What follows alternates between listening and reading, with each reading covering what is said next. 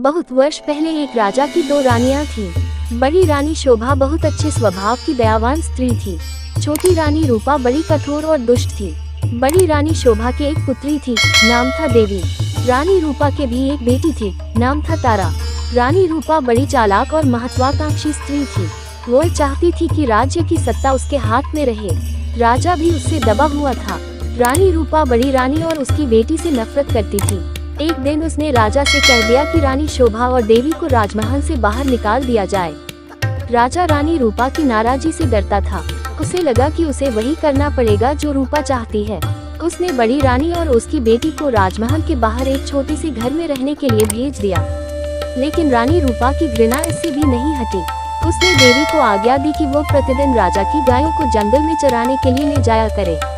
रानी शोभा यह अच्छी तरह जानती थी कि यदि देवी गायों को चराने के लिए गई तो रानी रूपा उन्हें किसी और परेशानी में डाल देगी। इसलिए उसने अपनी लड़की से कहा कि वह रोज सुबह गायों को जंगल में चरने के लिए ले जाया करे और शाम के समय उन्हें वापस ले आया करे।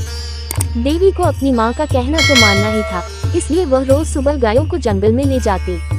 एक शाम जब वह जंगल से घर लौट रही थी तो उसे अपने पीछे एक धीमी सी आवाज सुनाई दी, देवी देवी क्या तुम मुझसे विवाह करोगी? देवी डर गई। जितनी जल्दी हो सका उसने गायों को घर की ओर हाँका। दूसरे दिन भी जब वह घर लौट रही थी तो उसने वही आवाज पुनः सुनी। वही प्रश्न उससे फिर पूछा गया। रात को देवी ने अपनी माँ को उस आवाज के बारे में कहा। माँ सारी रात इस बात पर विचार करती रही। सुबह तक उसने निश्चय कर लिया कि क्या किया जाना चाहिए। सुनो बेटी, वह अपनी लड़की से बोली, मैं बता रही हूँ कि यदि आज शाम के समय भी तुम्हें वही आवाज सुनाई दे तो तुम्हें क्या करना होगा? बताइए माँ, देवी ने उत्तर दिया। तुम उस आवाज को उत्तर देना। रानी शोभा ने कहा, कल सुबह तुम मेरे घर आ जाओ, फिर मैं तुमसे विवाह कर लूंगी। लेकिन माँ, देवी बोली, हम उसे जानते तक नहीं। मेरी प्यारी देवी, माँ ने दुखी होकर कहा, जिस स्थिति में हम जीवित है उससे ज्यादा बुरा और क्या हो सकता है। हमें इस प्रस्ताव को स्वीकार कर लेना चाहिए। ईश्वर हमारी सहायता करेगा। उस संध्या को जब देवी गायों को लेकर लौट रही थी उसे वही आवाज फिर सुनाई दी। आवाज कोमल और दुख भरी थी। देवी देवी क्या तुम मुझसे विवाह करोगी? क्या तुम मुझसे विवाह करोगी? आवाज बोली। देवी रुक गई। उसने पीछे मुड़कर देखा लेकिन उसे कोई नहीं दिखाई दिया। वो हिचकिचाई। वो वहाँ से भाग जाना चाहती थी लेकिन फिर उसे माँ के शब्द याद आ गए।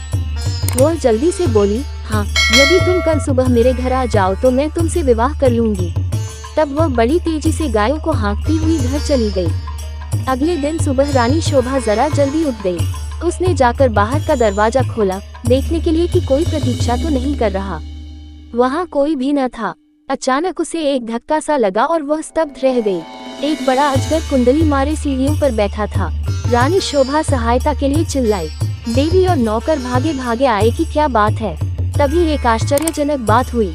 अजगर बोला, नमस्कार। उसका स्वर बहुत विनम्र था। मुझे निमंत्रित किया गया था इसलिए मैं आया हूँ। आपकी लड़की ने मुझसे वायदा किया था कि यदि मैं सुबह घर आ सकूं तो वह मुझसे विवाह कर लेगी। मैं इसलिए आया हूँ। रानी शोभा की समझ में नहीं आ रहा था कि वह करे तो क्या करे। उसे तो यही आशा थी कि किसी दिन कोई सुंदर नौजवान उसकी लड़की से विवाह करने आएगा। उसने यह कभी नहीं सोचा था कि वह अजगर होगा। एक नौकर भागकर रानी रूपा के पास गया और उसने सारी घटना बतला दी। रानी यह सुनकर प्रसन्न हुई। वह उसी समय अपने नौकरों के साथ रानी शोभा के घर गई। यदि राजकुमारी देवी ने किसी के साथ विवाह का वायदा किया है, वह बोली, तो उसे अपना वायदा अवश्य निभाना चाहिए। रानी होने के कारण यह देखना मेरा कर्तव्य है कि वह अपना वायदा पूरा करे। उसी दिन विवाह हो गया। रानी शोभा और देवी के लिए यह कोई प्रसन्नता का समय नहीं था, लेकिन इतने दुर्भाग्य सहने के बाद वे किसी भी प्रकार की विपत्ति का सामना करने को तैयार थी। विवाह के अजगर अपनी पत्नी के साथ उसके कमरे में गया। सारी रात रानी शोभा ने प्रार्थना करते हुए बिताई कि उसकी बच्ची ठीक ठाक रहे। दूसरे दिन बड़े सवेरे उसने देवी के कमरे का दरवाजा खटखटाया। एक सुंदर नवयुवक ने दरवाजा खोला। देवी उसके पीछे खड़ी थी। मैं आपको कह नहीं सकता कि मेरी जान बचाने के लिए मैं आपका और देवी का कितना आभारी हूँ। वह नवयुवक बोला, मैं एक शाप के कारण अजगर बन गया था। एक वन देवता मुझसे क्रुद्ध थे और उन्होंने मुझे अजगर बना दिया। बाद में उन्हें अपनी करनी पर दुख हुआ। तब उन्होंने कहा कि यदि कोई राजकुमारी मुझसे विवाह कर लेगी तो मैं फिर से मनुष्य बन जाऊंगा। और अब देवी ने मुझसे विवाह कर लिया है। मेरा शाप उतर गया है। अब मैं फिर कभी अजगर नहीं बनूंगा। रानी शोभा बहुत प्रसन्न हुई, अपनी लड़की और दामाद को राजा से मिलाने के लिए ले गई। यह बड़ी विचित्र घटना थी। चारों ओर से लोग इस विचित्र नवयुवक को देखने राजमहल में आने लगे। सभी उत्सुक थे सिवाय रानी रूपा के। रानी रूपा बहुत गुस्से में थी। उसने झल्लाते और खींचते हुए अपने आप को कमरे में बंद कर लिया। देवी का भाग्य उससे देखा नहीं जा रहा था। वो चाहती थी कि उसकी बेटी तारा भी ऐसी भाग्यशाली बने। आखिरकार उसे एक युक्ति सूझी। उसने झपनी लड़की को बुलाया। देवी का विवाह तो अब हो गया है, वह बोली, इसलिए गायों को जंगल में चराने के लिए तुम ले जाया करो। नहीं, तारा चीख कर बोली, इतने नौकर हैं तो फिर मैं क्यों गाय चराने जाऊं? यह मेरी आज्ञा है। रानी क्रोध होकर बोली, एक बात और भी सुनो, यदि जंगल में कोई तुमसे विवाह का प्रस्ताव करे तो तत्काल कह देना कि तुम विवाह के लिए राजी हो। यदि वह अगले दिन सुबह हमारे घर आ जाए। उद्धरण चिन्ह। तारा माँ की इस योजना से भयभीत हो गई। वो गायों को जंगल में नहीं ले जाना चाहती थी। वो खूब रोई, लेकिन रानी फिर भी नहीं पिघली। तारा को उसकी आज्ञा माननी पड़ी। तारा रोज सुबह गायों को जंगल में चराने के लिए ले जाती और फिर शाम के समय वापस ले आती। लेकिन उसने एक बार भी जंगल में किसी तरह की आवाज नहीं सुनी जो यह कह रही हो, क्या तुम मुझसे विवाह करोगी? फिर भी रानी निराश नहीं हुई। जंगल में कोई अजगर तो था नहीं जो तारा से विवाह का प्रस्ताव करता। इसलिए उसने खुद अजगर ढूंढने का निश्चय किया। उसने अपने नौकरों को एक अजगर लाने की आज्ञा दी। बहुत खोज करने पर काफी दिनों उन्हें एक बहुत बड़ा अजगर मिला। उसे पकड़कर वे राजमहल में ले आए।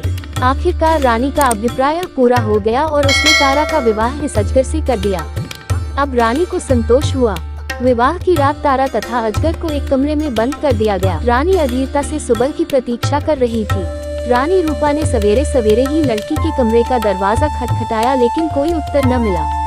उसने जरा और जोर से दरवाजा खटखटाया, लेकिन दरवाजा तब भी न खुला। रानी से और प्रतीक्षा न की गई और उसने धक्का देकर दरवाजा खोल दिया। मोटा अजगर जमीन पर पड़ा हुआ था, लेकिन तारा का कहीं पता नहीं था। रानी चीख पड़ी। महल में सभी ने उसका चीखना सुना। राजा और नौकर भागे आए कि क्या बात है, राजकुमारी कहाँ है? सब चिल्लाए, वो तो अजगर के पेट में होंगी। रसोइया बोला, देखो वह कितना मोटा हो गया है। रानी अब बड़ी जोर जोर से रोने लगी। राजा भी रोने लगा। रसोइया अपना सबसे बड़ा चाकू ले आया। वह बोला, यदि वह अब तक जीवित हुई तो मैं राजकुमारी को बचाने की कोशिश करूंगा। उसने अजगर का पेट चीर डाला। तारा अच्छी भली जीवित थी। रसोइये ने उसे बाहर खींचा। वह चीख मारकर अपनी माँ की तरफ भागी। अजगर की मृत्यु हो गई और साथ में रानी रूपा की इस इच्छा की भी कि तारा का विवाह देवी की तरह ही किसी योग्य और संपन्न नवयुवक से हो।